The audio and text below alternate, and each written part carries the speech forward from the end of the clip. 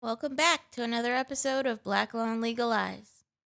This is one of your hosts, Afro Becky. Becky. Wow. That's it? That was Yep. real dry.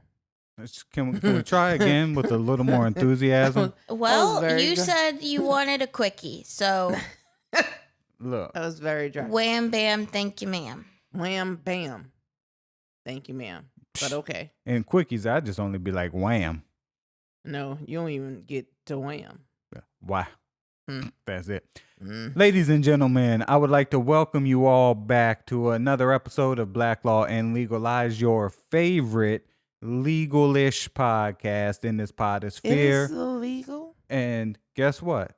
We can now do paid subscriptions thanks to Apple's new update as part of iOS 14.5 that also allowed me to put a tracker on Anne so I can keep her honest about where she was, if she's coming, whatever. My name is Dan. You can keep up with me on Twitter and IG at I am Dan on Drugs. Keep up with the show, all platforms at Black Law Podcast.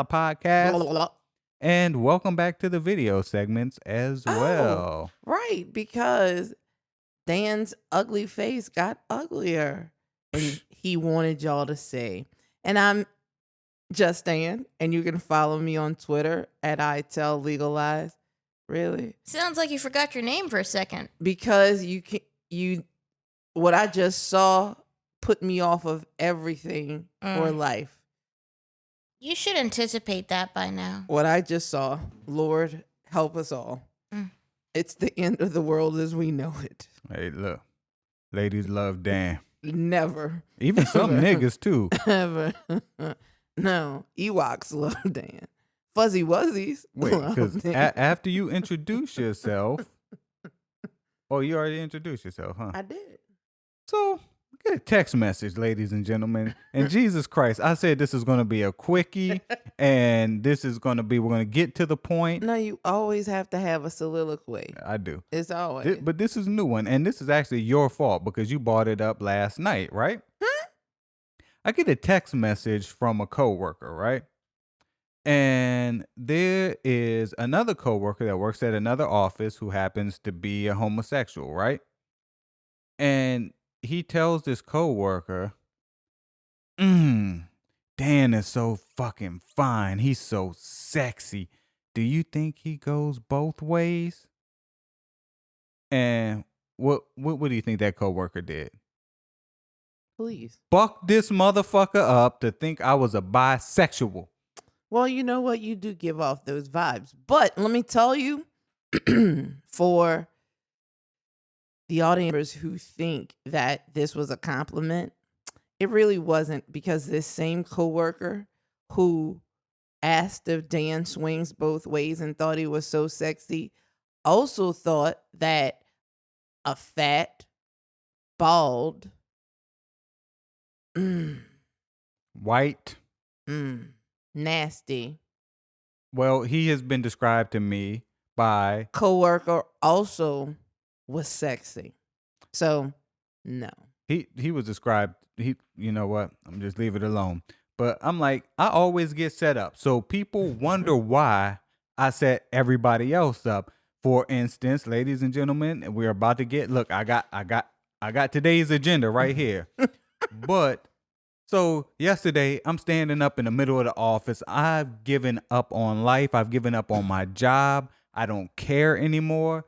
Of course you do. I'm showing up in gym clothes, compression shorts, compression tights, some knee-high compression socks. But that's not unusual. When have you ever I usually wait until the end. No. When have you ever showed up in anything that wasn't gym related?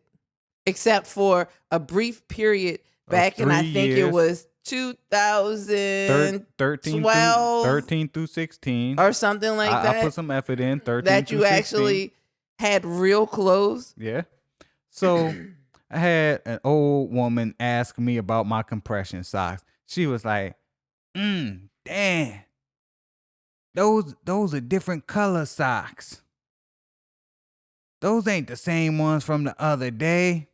So I said, ma'am, I wash my clothes before I wear them again. Why would I wear the same thing twice? And then all the attention turned to one of our other coworkers who wears the same exact outfit every day, doesn't wash, is wrinkled as fuck, and he stank. Mm. And like you could just feel in the room all the eyeballs went over there. So then she tried to entrapment me. She's like, "What you mean wash your clothes? Don't we all wash our clothes before we wear them?" I don't know. I know I do though. That shit was funny. Okay. Enough of the soliloquy. So what we're going to talk about today is people who are pursuing the legal profession who might not know all of the different positions in a, let's say, a typical law office. So we're going to start off with the list that I have here, right? Mm-hmm.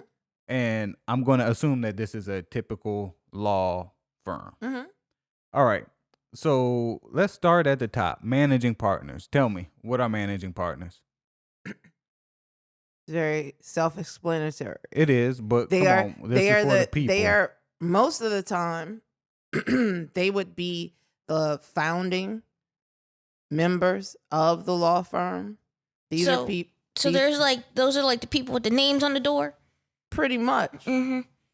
Spectre and Lit. You know, pretty much. They started it all, and they're the ones that manage basically the direction that the firm is going to go in. They are basically the CEOs. If we were talking corporations, they would be the CEOs. Okay, and how is that something that you can just jump right into as an attorney? Right. If you decide you want to start a law firm, say if you are actually a lawyer and not something like a lawyer, because and you know, this is a relevant sidebar. Dan and I had this conversation. Lawyers cannot partner with non-lawyers in a business related to law. So What up now? So some of the I'll bring up what I said. I'm like, okay, I'm a multi-million-dollar investor. I just go around investing in shit. I buy a building and I say I want this to be a law office for low income people who need legal services, right? mhm. So I buy this building, and in my mind, I say I'm a partner with some lawyers because I don't know shit about law. So I'm gonna bring in Ann. I'm gonna bring in E. Eric Gayrard because he just got his license back. I'm gonna bring in, a few lawyers and be like, okay, this is all y'all, but I want 15% of whatever this establishment makes. I can't do that. Cannot partner with non-lawyers in a legal endeavor. So in that particular case, what would have to happen, you bought this building, you want to donate some money, maybe it's a nonprofit, and you have lawyers on staff, right? Or Mhm. lawyers that volunteer. But you cannot be like me, E. Eric, you, Mars Bart, we couldn't be partners in this endeavor because you are a non-lawyer. E. Eric would actually disagree with you. That's how E. Eric lost his ability to practice law and had Right. to actually petition to regain it because he was allowing non-lawyers to practice law. Right. So Now let's look at it as I'm gonna bring it into more something that's more relatable to our community is the beauty shop, right? mhm. You go in the beauty shop, you working for I don't know, Fly Hair Salon, Yeah, right? well, technically in a beauty shop, as I know it, somebody owns the beauty shop, And and you're a then contractor. you pay them boot rental fees. Exactly. Right. Yeah. So they can do that. So- They're all beauticians. And maybe some of them are not really beauticians. They just learned how to do hair a long time ago and they've been doing it so long. I don't know how cosmetology licensing works and if you can actually partner with somebody who is not a licensed cosmetologist, but I do know as an attorney, licensed attorneys cannot partner with non-lawyers, as I said, in a legal endeavor. So when we're talking managing partners, they are normally, as I said, people who start the firm. And there's a board who governs the operations of the firm, right? Like I said, you can liken them to the board of directors, the CEO, the board of directors in a corporation. So, what's next on the list Law after managing partner? law firm partners. Like you can be a partner in the firm, but all that does is give you the right to participate in the earnings. You don't necessarily manage. Just like you're a shareholder.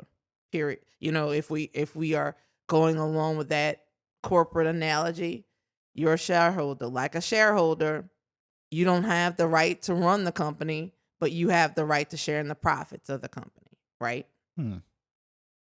So it's basically a non-equity partner. No, you are. You get money.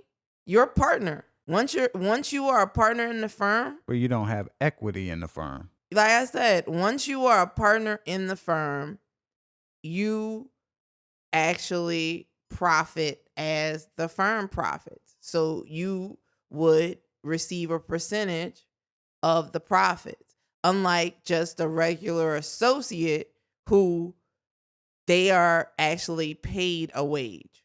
Okay, so I'm going to read the description I have here for law firm partners. Mhm. Law firm partners, also called shareholders, as Ann just said, are attorneys who are joint owners and operators of the firm. Mhm. The types and structures of law firm partnerships can vary. Sole proprietorships. How could you have a sole proprietorship in a partnership? See, that is where your information is wonky. Well, okay, firms with just one attorney. Oh, okay. General partnerships, limited liability Limited liability. companies, professional associations, and limited liability partnerships are the most common. Most law firms embrace a two-tiered partnership structure, equity and non-equity. Equity partners have one. Try this again. Equity partners have an ownership stake in the firm and they share its profits. Non-equity partners are generally paid a fixed annual salary. They might be vested with certain limited voting rights in law firm matters. Non-equity partners are often, although not always, promoted to full equity status in 1 to 3 years. They're frequently required to make a capital contribution to become equity partners, effectively buying into the role. Right. Just like I said, like a shareholder. You Okay. basically, if you want in on the profits, you gotta buy in. Put up or shut up. That, like I said, shareholders, that's what they do. They buy a piece, right? And then they get distributions or dividends from the piece that they bought. Okay. Becky, would you like to guess? I think I said it already. I thought you said associates. Woohoo. All right. Correct. So that is basically the working class. These are the people who do the majority of the work for the firm, because as an associate, your goal, anybody who's working in a law firm as an associate, your goal is to make partner, because that is really where the money is. I mean, lawyers get paid, a nice salary, but you start making money when you have a piece of the rock, so to Okay. speak. So Lawyers get paid a nice salary. Now, so far we've gone down 3 tiers. We went from managing partner to that's the top dog, law firm partners, which is second in charge, and then you got associates. What is the pay discrepancy or disparity in just in general if you had to guess? 3 to 1, maybe 4 to 1, sometimes 5 to 1, depending on the size of the firm and how much money they're making a year. So an associate makes 100 grand, that managing partner is going to make 500 Might grand. make $1 million. Okay. Because like I said, they may be paid a salary as well as getting a piece of the rock, right? Which is this is our company. Correct. So, okay. Like we're going to get distributions from the partnership. So on top of everything else. So yeah, they're the ones that are reaping the benefits. Like I said, the first year associate, that's basically the plebe, because all the work is being done by these people. They are billing in their one job billable hours, right? So you want to make money for the firm. You want to show the firm that you're productive, because eventually somebody's going to take notice of you. You're bringing in money. Now you start moving up the ladder to the point where, like I said, your goal as an attorney coming into a firm is to become a partner, because you want to reap the benefits of partnership. Okay. I would like to offer an alternative, Jesus. which is I go in to the biggest law firm in the South, right? Biggest one. Like we talking about Johnny Cochran, whatever. We ain't talking about Shorty, Dooley, and Hall and them niggas. But the biggest one. And I come in as a first year associate. Looking around, more than likely I'm not going to make partner at that firm. But what I want is the experience and the name recognition. You don't know that. I'm just giving For an yourself? alternative. For I'm giving yourself? an alternative. I know it's going to be extremely hard to become a managing partner at one of the largest, most But you see, prestige. your goal may not be a managing partner. You don't have to be a managing partner to make bank. I know. You know what I'm saying? I'm just saying. I'm just saying. You just want to make partner. You don't even have to have your name on the door. Most of the times you can be a partner and your name is not on the door. You just want to reap the benefits. My name is going on the door. Of course you want your name on I will the wait till the office closes and put and my put it name on the door. in Sharpie marker. But no, what I'm saying is, like, for instance, you worked with Merrill Lynch at one point, right? That shit has to carry some weight when you move on to somewhere else. So what I'm saying is, okay, I'm working at the most prestigious for my UK people. I don't even know if they say it like that. Prestigious law firms in the country. And I know that in order to make partner, yeah, it is slim.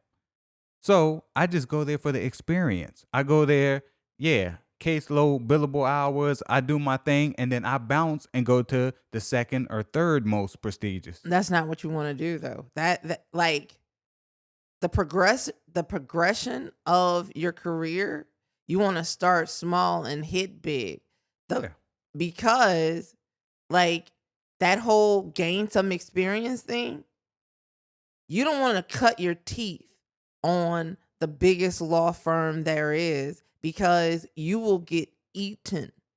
Like literally the field of law and law firms, it is a culture unlike any other. It is dog eat dog. When you jump in as a first year associate, you want to know what it is you're doing, because if you have to be more than a baby shark. You have to be autonomous. Right? Because what you don't want to do, like I said, jumping into that firm, your eye is on the prize. So you want to show them what you're worth. You don't want to have to turn around and say, what do I do now? What do I do now?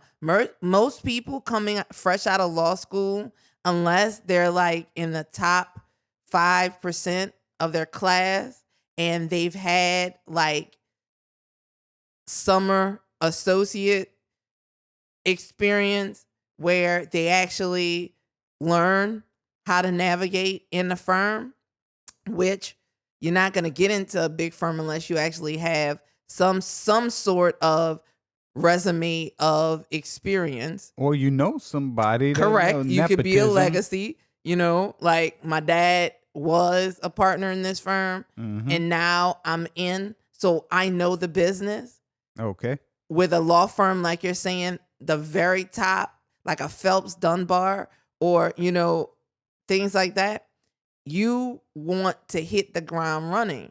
So if what you want is experience, you don't start there. But why wouldn't you? Well, I mean, you don't start just in my head, like, hear me out. In my head, okay, ladies and gentlemen, we're back. We had a little bit of technical difficulties because my microphone had came unplugged. Shit Because happens. Dan is a technical difficulty. So what I was saying though is we were talking about getting in somewhere and taking that experience somewhere else. So I likened it to wanting to open my own car repair shop. So rather than starting at a Jiffy Lube or starting at a 5-minute oil change place, I'm gonna go to the biggest dealership that services the most as far as makes and models, and I'm gonna learn. I'm gonna pick people's brains, do this, that, and then I'm gonna take that knowledge and go elsewhere and either start my own shit or be able to move up quicker. You're going to try, because let me tell you. Try it, yes. No, you're going to try to get in with that car place, the dealership or whatever, because most of your top of the line dealers, just like most of your top tier law firms, they're looking for the best and the brightest. So Right. you have to have some credibility. You have to have some status as the best and the brightest, which is why I said if you didn't graduate in the top 5%, 2%, 3%, 1% of your class. Oh, and it also matters where you graduated from. Correct. The likelihood of you even getting an interview with that firm, because it's not like you're going to walk in the door and say, "Hey, Harvey." And this whole thing in my mind, that's where I'm at, right? I know. Okay. It's not like you go walk in and say, "I'm here, hire me." They're going to be looking for credentials. They're going to be looking for a body of work. Were you on law review? How'd you do in your classes? What sort of experience did you have while you were in law school? That's what they're looking for, because like I said, they are not looking for somebody to take by the hand and teach them in the sense that you're a guppy and I do need a baby shark. You know what I'm saying? Okay. If you get the analogy. So I you understand. wanting to start here is admirable, but It ain't you gonna happen. actually starting there. So the way you work yourself up is, if you're just starting out and you don't have that much experience, you go to like a Mars Bart, because they will lead you by the hand. They will show you the ins and outs, how to do whatever. They will give you that foundation, and then you move from like a Mars Bart to, a 2-tier. Ladies and gentlemen, for the people listening outside of Louisiana, Morris Bart is our biggest ambulance chaser. And I mean, he's the guy on TV in a wreck. Call me now. I speak habla español. Call me 24 hours a day. I come down to the accident scene. I take pictures for.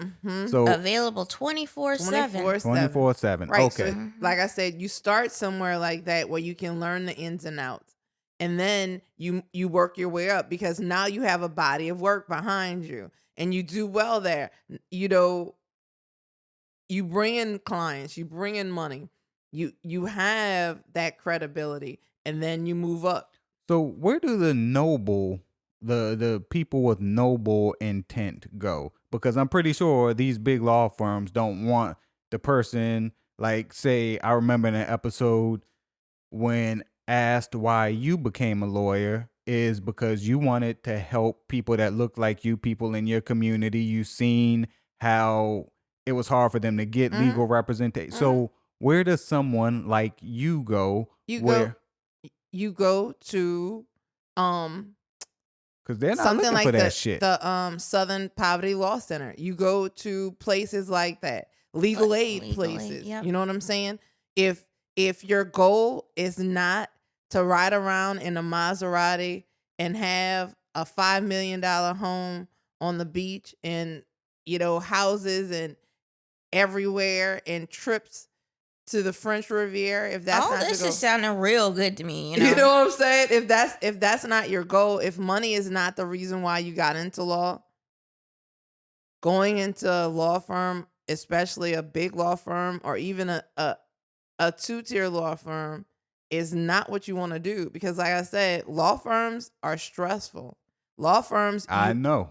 Law firms are stressful. You have to bring clients in. You have to bring money in. And if you're a first-year associate, if you're a second-year associate, shit, if you're a fifth-year associate, it's all about billable hours, because that is how the managing partners Get and paid, the other yeah. partners, that's how they So make their money. Let me pause right quick and ask you, as an associate, now again, in my mind, I'm I'm something like a lawyer, but not really. Is if I'm a first year, second year associate, how the fuck am I supposed to go get clients? In my mind, this is how it works. I come to work at your firm, you give me cases, and I take these cases and I'm like, okay, boom, this is what we need to do. And I try to keep the clients happy. You always want to keep the clients happy, right? And sometimes it works like that. First year law associates coming in, they get the grunt work. So what an experienced lawyer is going to do, and in most firms, they do have the buddy system. Like, basically, you're going to be my bitch. Everything that I need to do, legal briefs, research, all that, I'm pushing off on you. And then you're going to report to me, and I'm going to walk you through how to do this thing as I do it. On the job training, you're going to see me. But at some point, they cut you loose. And then it's, you go still do my legal research. You go do my briefs and everything else. But now you got to start going out, networking, finding clients, doing So X, Y, how do you Z. find a client? Network. Like, where most people find clients, I so to know speak? at car wrecks. Golf courses. You know what I'm See, saying? that's the shit Like, I hate. see, and this is the thing.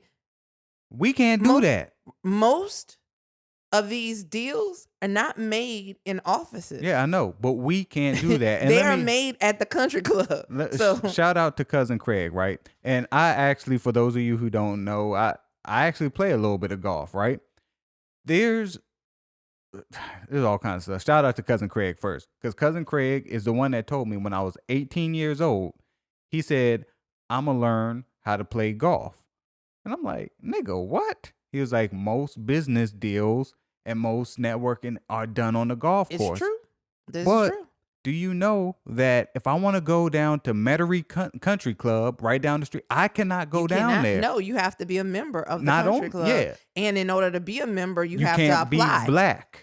You have to apply. You cannot and be And you black. have to be you have to apply, and you have to be approved for membership. Right. And you can't be black because I know somebody who was a member there. You know this person too.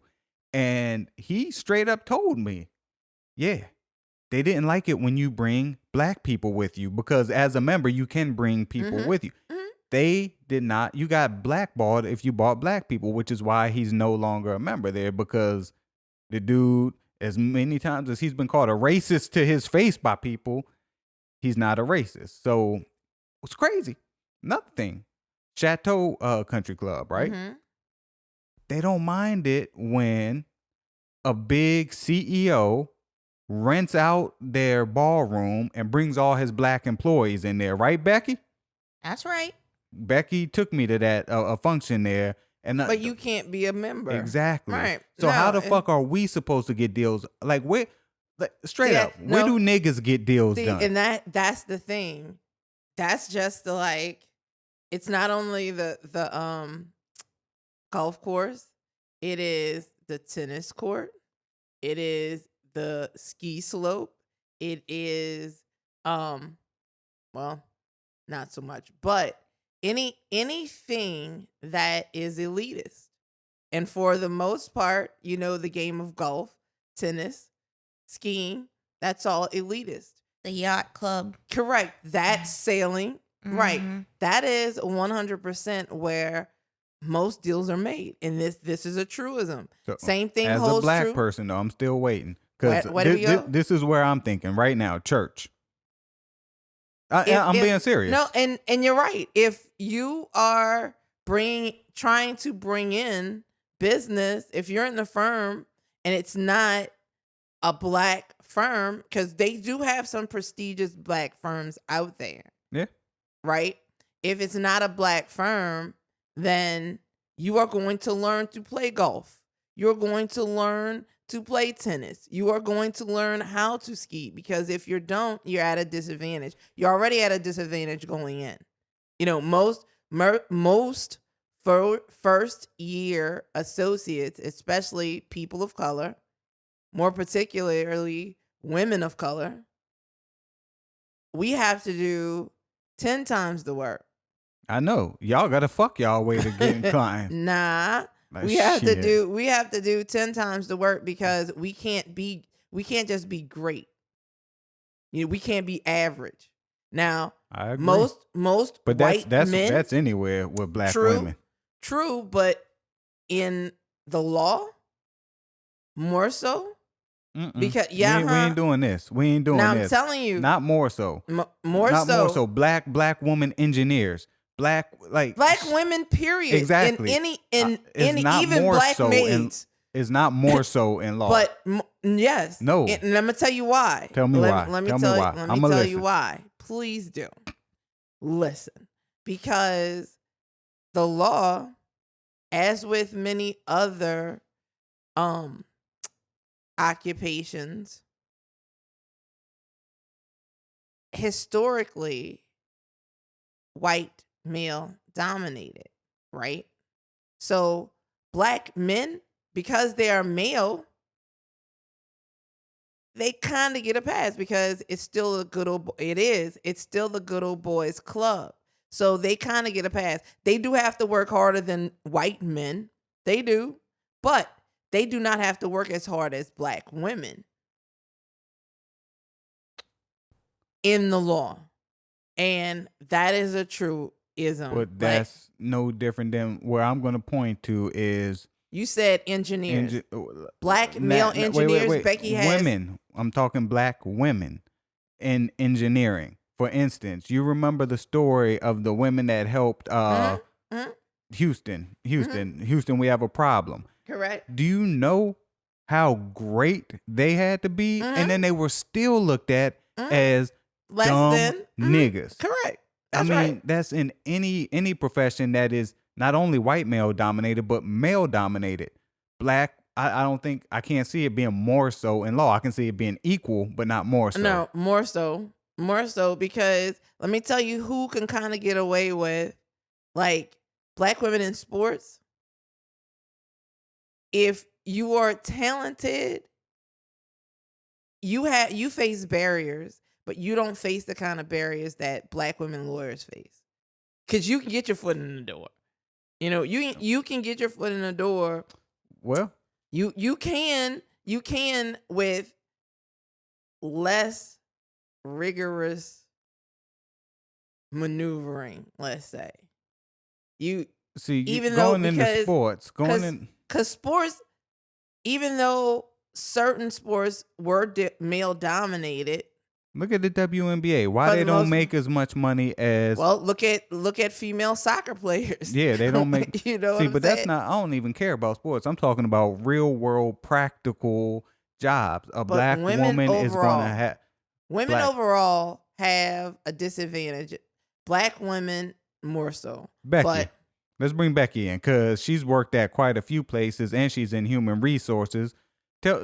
Becky, chime in, please. Please do. What aspect of this conversation would you like my opinion? Jesus Christ. How long that stuff take? Black women in the workforce, period. Because basically what I'm saying is black women, not no matter where, but there's other fields where they have to work just as hard. And I don't believe that being a black woman in law is any more hard than working in these other fields. Doctors, black woman doctors. Oh yeah. Dr. Shakita. She has to work. Black women, you know what? You say that, and I'm just gonna tell you the story that I heard this woman, and it's true. Like I said, I don't disagree that black women struggle, period, depending on what the occupation is, especially if it's a professional occupation. Because you see, when a black woman walks into a room, Let's differentiate professional occupation from a non-professional occupation. as opposed to something like engineering or the practice of medicine, the practice of law, pharmacy, so those are professional things that you actually have to go to school, get a license, get a degree, be licensed to do. Let me pause you right quick because I'm gonna lose my. So I heard some of the realest shit from Dr. Umar Johnson on the Breakfast Club interview, actually. And what he was saying is that black people want to rush out, go to college, and get their degrees. They got their degrees, graduate, and they can't make any money in their field. They don't have any other skills. But rather than going to college right away, go to a trade school, learn plumbing, learn electricity, even if that's not some shit you want to do, carpentry. But that is a tangible skill that you can use your hands to do to make money. So not only that, fuck these student loans. You can be out here building houses and shit, doing electricians and plumbers get They make paid. money. Absolutely. So yeah, you might not want to do that. That might not be your career choice, but you can your now goal, pay. your end goal. The thing is, I do not have anything negative to say about trade schools because everybody is not meant to go to college to be a lawyer or a doctor or a pharmacist or any other highbrow or a college professor X, Y, and Z. Right. I've said this on the show before. I have a cousin who came out of high school, did like a year in trade school, got a certificate. Right? No, got a certificate in like instrumentation and works for Entergy, The power company in Louisiana. right? Like making mad money. Right. And like I said, graduated college, went and got a certificate in instrumentation. Did not take him long. He knew college wasn't for him, but he knew he wanted to do something to make some money. He did a little research. College is not for everybody. And the reason I brought that up though is because your comparison non-professional versus professional occupation is some jobs, it depends on this, right? Other jobs depend on these. Correct. You are always going to have these right here. So even if you want to be a scientist, but yet you're a carpenter, you learn the trade of carpentry. Okay, science you can't do shit in science. You can always fall back on your hands. So that I think that's what you were getting at when you were saying non-professional versus professional. Right. Basically, professional to me means something that you have to have a degree and be licensed to do, right? So as opposed to non-professional, I do not frown upon any occupation because, my grandmother always told me, whatever you're going to be, whatever you're going to do it well. Whether you're a maid or the president, as long as you're doing an honest day's work. Shout out to Donald Trump. And you're doing and you're doing it well, good. It's always put your best foot forward, do your best wherever you are. So, I mean, as I said, I also know somebody who started out in college working for McDonald's and worked for McDonald's for 30 plus years and worked her way up to the point where she was in the started out of high school at a local McDonald's, wound up working in the corporate office, like once again making mad money, did not have a college degree, just worked her way up. So said all that to say that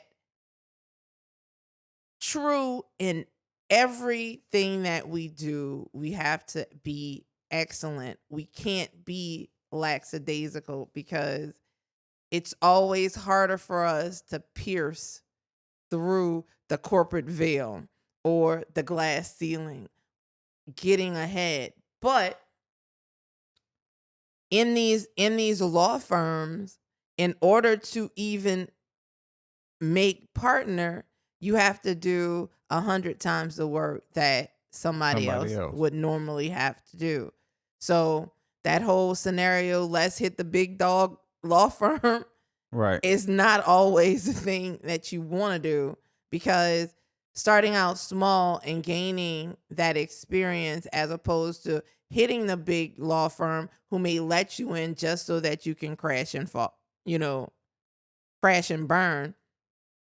I've heard it both ways. Becky, what I want to know is, as a black woman, your professional experience. We do still have three more jobs as far as in a law firm that I have on this list, but they're going to be quick. So before we get there, your professional experience being a black woman.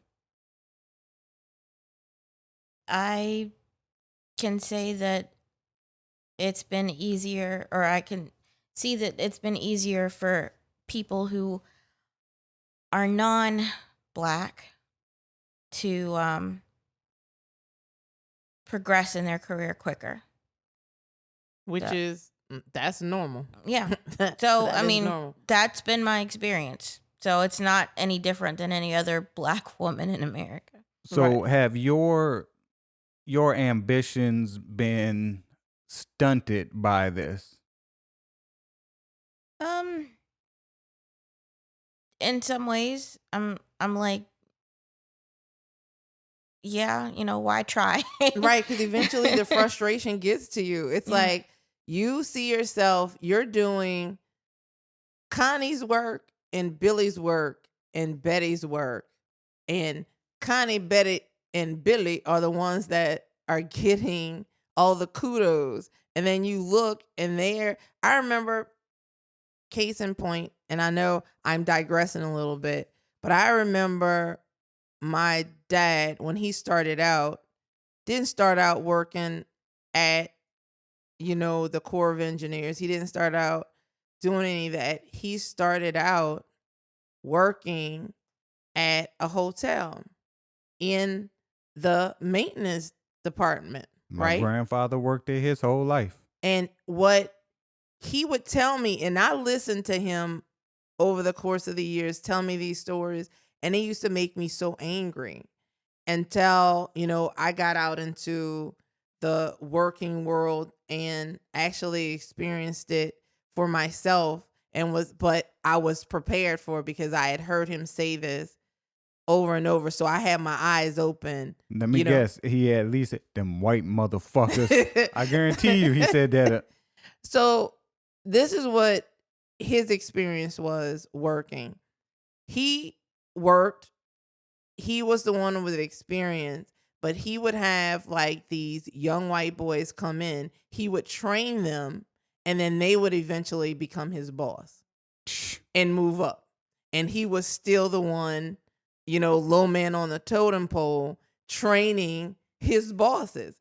And, just listening to that over the years, it was like, and I used to ask him, like, Daddy, at what point did you look at these people and say, fuck you and your job? Because after I've trained 4 and 5 people who then became my boss and didn't know shit, somebody would die. Well, It's like, I mean, I see the same thing in IT though. It's like black dude in IT, he don't know shit. White boys come along and they know everything except for how to actually do fix something. shit. Actually And do something. Right? I still go through this damn near on a daily basis at where I'm working at now. It's like, okay, you got the head honcho IT dude, right? He's supposed to be the big man, but everything gets delegated to me because I get results. And not only that, when I'm not there, like I was out earlier this year, I got real sick, right? I was out for what, a week and 2 days, I think it was. Almost 3 weeks, bro. What you talking about? I No, mean, almost 2 weeks. it was a week and 2 days. I came back on a Wednesday and worked at an office that was isolated because I got diagnosed with hepatitis when I came back, which I did not have. But I was going Monday through Friday, and then the next Monday I came in, got sent home, and then I came back in that Wednesday. But anyway, a week and 2 days, let's just say even 2 weeks. This motherfucker lost his goddamn mind because I wasn't there to do the shit. He was texting me. I wasn't responding. A few other people texting me, yo, how you holding up? You good? Yeah, I'm good. I'm straight. Whatever. This motherfucker want to text me about, do you remember how to do this? Do you remember how to log into this and that? No response. No response. I'm not responding to you. So, yeah, I deal with that shit too as a man of color. I mean, that shit, I ain't got no college degree. I ain't got no fucking well, I do have certifications, but But it's like I said, maybe some people think because that is the experience that I have had. So strictly from my experience, it is very hard for a black woman in the legal field to attain the level that white women, white men actually attain by doing 50% less work. You know what I'm saying? But like we've said, that's common in any occupation. So it's crazy, but moving on. okay, so we already talked about managing partners. Those are the head honchos. We talked about law firm partners. Those are second in line. We talked about associates, and those are the ones that's trying to get up there. So next is of counsel attorneys. What are of counsel attorneys? So most of the time, those are people who at one point had their name on the door. So like these are like the granddaddies of the legal field. They have like all this experience. Like I said, at one point they might have been one of the managing partners and now they're retired. And they come in when they need some big guns.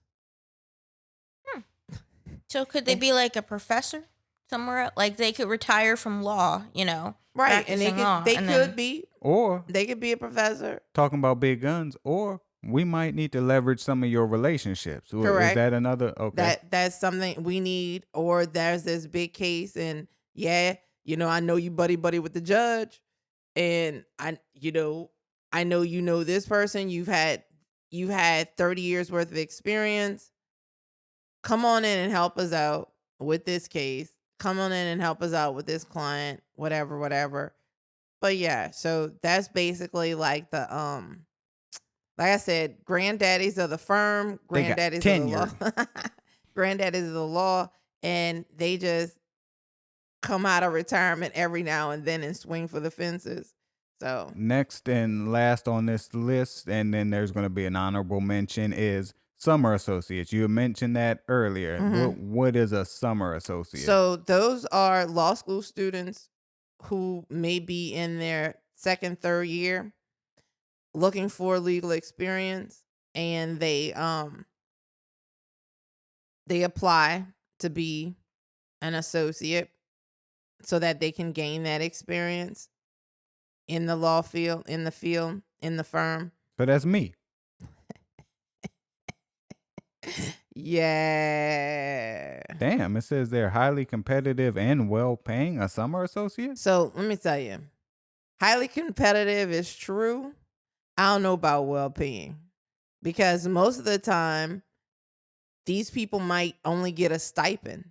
You know what I'm saying? They do this not for the money, but for the experience. So they're like And interns. right, and these law firms are basically like, why should we pay you? Because we are giving you the ability to learn from us, so you go in, you do this work, and a lot of times if you go in as a summer associate, and you do well, the firm might just offer you a permanent position once you graduate and once you take the bar and become fully licensed. So they are very highly coveted positions, period. Okay, so from what we've gone over is the progression would be something to the effect of summer associate, junior associate, senior associate, partner, and then of counsel attorney. No, partner, managing managing Well, partner. that's still a partner. Of counsel is Managing basically partner, yeah, okay. of counsel is basically, I'm the slick Willie. I'm the top gun. I'm the pitch hitter. So but you know what? Of counsel would be like what you're trying to attain, because that's somebody who's been like all these things, have all these experience, and now I'm resting on all of this knowledge that I've had over this 30, 40-year career. And like I said, I'm just jumping in, fitting in where I need to be, when I Get need in to where be. you fit in. So, but those are not, now, shout outs to all of these associates in these law firms. They do work, but the people who do the grunt work in these law firms, paralegals, That was my honorable mention. paralegals, freaking legal secretaries, Okay. they, Hold on. I want you to keep going though. So non-lawyer legal professions. right? So that would be paralegal, legal Paralegal, secretary. legal secretaries. Yeah. That no more. Not that I can think of. Like, if once you have the paralegals and the legal secretaries, the only other thing you have are the lawyers. Okay. So paralegals. Mm-hmm. What they do is in my mind, they got little cubicles and they don't have the fancy corner offices. They got a little phone, they got a computer, and they got a stack of papers on their desk that is in just disarray. And they got to put all this shit together to get to the associates who are handling the cases that they're kind of putting all the information together for. Mm-hmm. So paralegals actually do the same job as a first year associate. They're the ones doing like legal research. They may be writing briefs. The only thing that they're not doing is arguing in court. They are doing like all the background work. A good paralegal can make or break a lawyer, because once you get to the point where you're in a law firm and it's a fairly large firm, most of these lawyers are not doing their own research. They're not doing their own paperwork or anything like that. Their paralegal does. So I can sabotage you if I don't fuck with you. Absolutely. If you're not careful. I mean, because what you are supposed to be doing as a lawyer with a paralegal, you're supposed to be directing that paralegal, right? You are the one that is supposed to be looking through all of this stuff, telling the paralegal where to go, what to do, how to do it, whatever. But most lawyers, you find a good paralegal, you trust that paralegal. Like I said, that paralegal is going to do the work. They're going to hand you some stuff. You go look through it. Okay. That's actually what got E. Eric Gayrard in trouble. We've mentioned that before. His paralegals were doing the work. He condoned the unlicensed practice of law. They were basically settling cases the paralegals and that he had some people in his office who were basically like case runner type people. They weren't paralegals, but they were just office workers. And between the paralegals and the office workers, they were settling cases, doing everything that the lawyer should have been doing. Why would he do that? Like I said, once you have people that you actually trust, Why not? why not? It's like, go on, do it. That's less that I have to do, and I'm still making the same money. Interesting. Right? Interesting. So, ladies and gentlemen, this has been another episode of Black Law and Legal Lies, and we stuck to the legal shit this time. but let me tell you something. Jump in, just give me like 2 minutes, because having a Juris Doctorate, going to law school, you do not have to be a lawyer. You could be a prostitute. You could be anything you want it to be, but having that legal degree doesn't necessarily mean that you have to go and take a bar and be a lawyer. You could be a law librarian. You can be an arbitrator. You could be a Supreme Court justice. Am I lying? Back in the day, because Shit, right now. some of them didn't take the bar, but you actually have to be a lawyer. You have to have. You could be been a lawyer judge. that never tried a case Yes, in your fucking Absolutely. life. You can be a lawyer who's never tried a case in your life. This is 100% true. Fuck that bitch. you can be, but being a lawyer is not the only thing that you can do with a Juris Doctorate. As I said, you can be somebody in the ADR field. You can be The fuck is that? Hey, come on. I don't speak gibberish. What is ADR? alternative dispute resolution. So that's like a mediator. Correct. Okay. Or an arbitrator. You could be a professor, actually. You have an advanced degree. You can actually go and be a college professor. There are some of many things that you can do. You could write contracts. Yeah, you can be a transactional attorney. And all you do is like write contracts or house closings and things of that nature. You don't necessarily have to be in a firm, in a courtroom. Everything that people think when they think lawyer, that's what they think. You don't necessarily have to do that. Just wanted to put that out there. That just brings me on to one more question that is totally left field. Okay. So you consider yourself a family law, now a transactional attorney, correct? I don't know if I would consider myself a transactional. Man, into the mic. But I've heard you say that. I don't believe that. I don't know if I would consider myself transactional. I've heard you refer to yourself as such on this very show. I might have been being facetious when I said it. No, you was being for real. You was like, I be doing transactions. I'm a mover and shaker. I don't know. I don't know if I consider myself a transactional attorney, but I would consider myself a family lawyer. Okay. Your mama gets arrested, right? My mama would never get arrested. This is just hypothetical. Okay. Your mama gets arrested. Mm-hmm. Criminal case. Gun, drugs, okay? My mama would never get arrested. Let's be realistic. My mother would never be arrested, first of all. I'm going somewhere with this. And if she was arrested, it wouldn't be for drugs and guns. She a queen pin, okay? So she moving weight, right? She gets arrested. You ain't never know about it. So with your background in family law, right? So mama's accounts gets frozen. All her money's frozen. Mm-hmm. She can't afford an attorney. Would you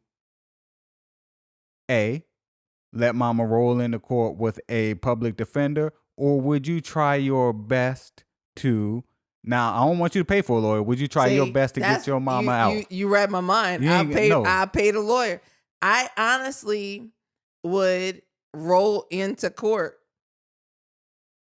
I would roll into court, not having a legal background, not having legal background the first, but I would become the best versed criminal attorney out there. Your Honor, so if you look at the case Freeway Rick Ross versus the state of California and Texas. I would become well versed on anything and everything I had to do because what I would probably do is like in conjunction with one of these legal aid attorneys or whatever, Have you ever been tempted? To what? To Criminal? Yeah. Hell no. Never. No, you know why? Because I know too many criminals. No, so I'm saying. But I thought that was the community you were trying to help. See, that's the problem. I have never been tempted because I would spend most of my time trying to keep my own people out of jail. So just one, like that one person. That's why I said your mama. That one person never made you just for a split second say maybe. Well, I can't lie. I did. My cousin was going down, and he actually made me want to like jump in and do some stuff, but then I was like, nah, man. Because once that happens, all your cousins call. Correct. Just like everybody, then the floodgates open, man, and everybody wants to jump in. Nah, I can't do it. So again, ladies and gentlemen, this has been another legal version of Black Law and Legal Lies for y'all the motherfuckers that be like, y'all don't be talking about the law a lot. This whole shit was the law. Shit, I was bored as fuck sitting here. I'm sitting here trying to talk about hoes and prostitutes.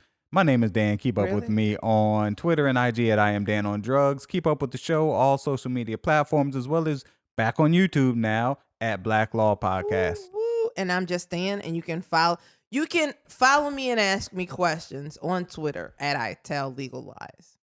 And this has been Afro Becky. Becky. Signing off.